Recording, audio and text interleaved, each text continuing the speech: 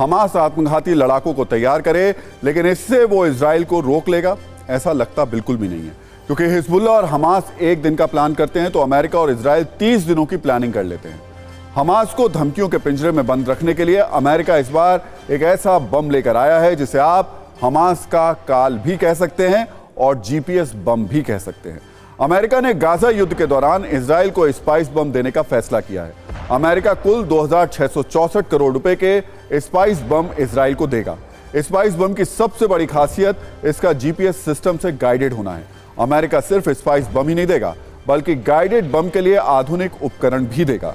Spice बम के advanced उपकरण Rafale America नामक कंपनी ने तैयार किए। ऐसा दावा किया जा रहा है कि स्पाइस बम के इस्तेमाल से इजराइल के लिए हमास को खत्म करना बहुत आसान हो जाएगा। ऐसा इसलिए हो पाएगा क्योंकि स्पाइस बम जीपीएस सिस्टम से गाइडेड होता है।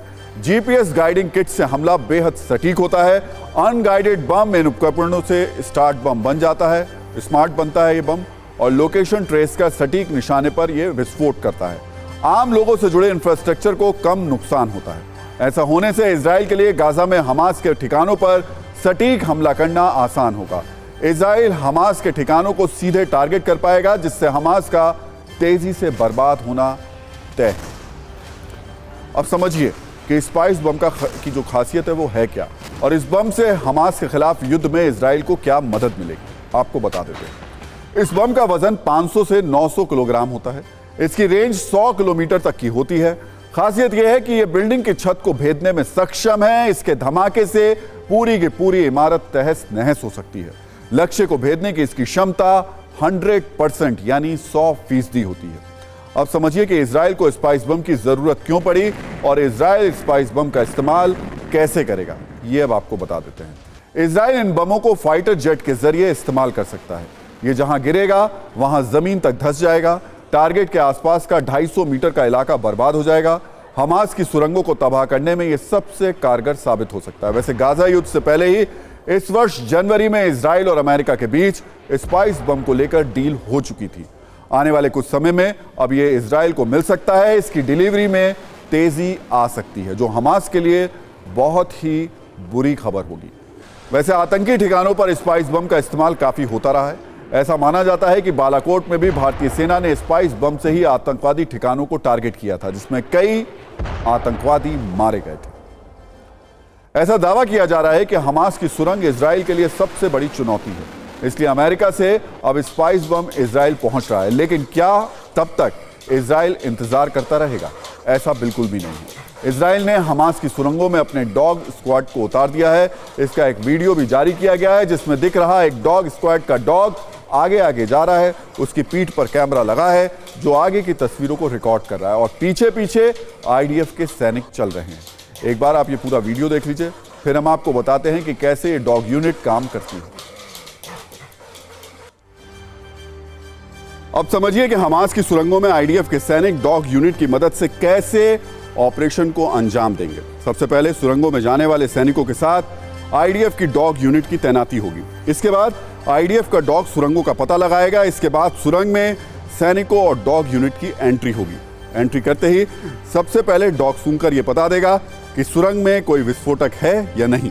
इसके बाद सुरंग में हमास के लड़ाकों की तलाशी जो है वो शुरू होगी। डॉग की पीठ पर एचडी कैमरा होगा जो आगे का वीडियो तेजी से कंट्रोल रूम को ट्रांसफर करेगा।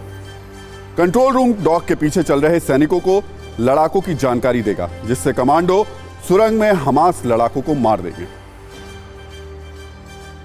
गाजा की सुरंगों में इजराइल ने डॉग यूनिट तो उतार दिए, लेकिन हमास की 1300 सुरंगें, जिनकी कुल लंबाई 500 किलोमीटर तक हो सकती है, उससे तबाह करना इजराइल के लिए अभी भी आसान नहीं है। ये वो सुरंगें हैं जहां हमास ने हथियार छिपाए हुए हैं।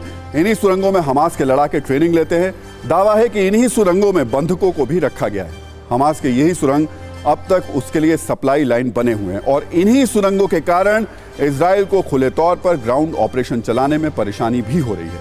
इसलिए अब इजराइल एक और ऐसे सैनिक को सुरंग में उतारने वाला है जिसका हमास के पास कोई भी तोड़ नहीं है। इससे हमास के लड़ाके सुरंग में ही मारे जाएंगे और इजराइल सुरंग वाले कवच को तोड़ने में कामयाब भी हो जाएगा। ये रोबोट सैनिक होते हैं। डिफेंस न्यूज ने कहा है कि ये रोबोट 2 फीट चौड़े हैं, इनका वजन 20 पाउंड से कम है। ये सामने की बाधाओं को दूर कर सकता है, 8 इंच की सीढ़ियां चढ़ सकता है। संकरे सुरंगों में इसे आसानी से एंट्री मिल जाती है। इस रोबोट में खुफिया जानकारी इकट्ठा करने के लिए 5 कैमरे और माइक्रोफोन भी लगे हुए हैं। इंफ्रारेड लेजर पॉइंट हैं। यह आवाज और वीडियो के साथ एक्शन में आ सकता है। ये 2 मील प्रति घंटे की गति से चलता है। इसकी सबसे बड़ी खासियत यह है कि ये कोडिंग की मदद से दुश्मनों पर फायर करता है। ऐसी स्थिति में रोबोट और हमास के लड़ाकों में लड़ाई होगी। इसमें फायदा यह होगा कि एक तो लड़ाके मारे जाएंगे, दूसरा यह कि लड़ाकों की लोकेशन क्या है यह भी इजरायली सैनिकों को पता चल जाएगी। इजराइल रोबोट सैनिकों के लिए एआई का इस्तेमाल कर रहा है, यानी आर्टिफिशियल इंटेलिजेंस का। ये रोबोट सैनिक दुश्मनों को मांद में घुसकर उसे तबाह कर रहे हैं और हमास के आतंकी इनकी मारक क्षमता का अंदाजा नहीं लगा पा रहे हैं। ये इजराइल का बमबाज मास्टर स्ट्रोक साबित हो सकता है। तो इस वक्त जो असली लड़ाई है और जो चुनौती है वो असल में सुरंगें ही हैं। और इसी सुरंगों के इस जाल को तोड़ने के लिए इजराइल की तरफ से जो 2 मास्टर स्ट्रोक चले गए वो हमने आपके सामने रख दिए हैं। एक मास्टर स्ट्रोक तो वो डॉग स्क्वाड है जो कि आगे आगे चल रहा है और पीछे पीछे उसकी मदद से इजराइल की फोर्स यानी आईडीएफ आगे बढ़ी। और दूसरा, ये जो रोबोट्स हैं वो जिस तरीके से काम कर रहे हैं आर्टिफिशियल इंटेलिजेंस के जरिए। इजराइल ने पहले भी आर्टिफिशियल इंटेलिजेंस का इस्तेमाल किया है जिसे एआई टारगेट बैंक का नाम दिया गया था। एआई टारगेट बैंक यानी दुश्मनों के ठिकानों का लेखा झोंका रखने वाला सिस्टम है। ये एआई हवाई और जमीनी हमलों में इजरायली सेना यानी आईडीएफ की मदद करता है। यही वजह है कि 7 अक्टूबर के बाद जब गाजा पर इजराइल ने एयर स्ट्राइक शुरू की तो इसमें आईडीएफ ने एआई की मदद ली और 90% सटीकता के साथ लक्ष्य को भेदा।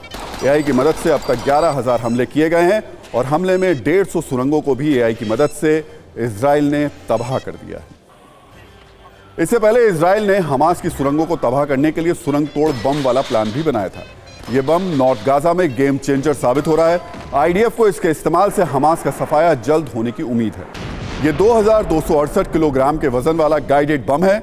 इसे तहखाने, बंकर और सुरंगों को उड़ाने के लिए बनाया गया है। यह बम पहले जमीन में छेद करता है, फिर कुछ फीट अंदर जाकर विस्फोट करता है।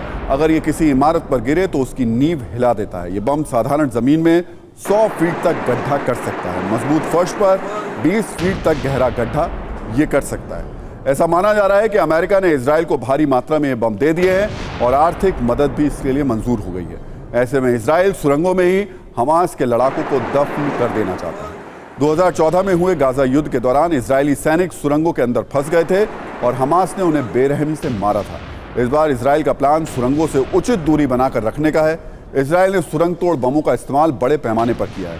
साथ में वो दूसरे तरीके भी अपना रहा है। तरीका यह कि सुरंगों के अंदर ऐसा माहौल बना दिया जाए कि हमास के लड़ाके या तो अपने बिल में ही घुट-घुट कर मर जाएं या फिर वो बाहर की ओर भागें और इजराइल सेना के जवान आराम से उनका सफाया कर दें। इससे इजराइल के सैनिकों का जोखिम कम हो जाएगा और वो अपने से ज़्यादा सैनिकों की जान बचा पाएगा।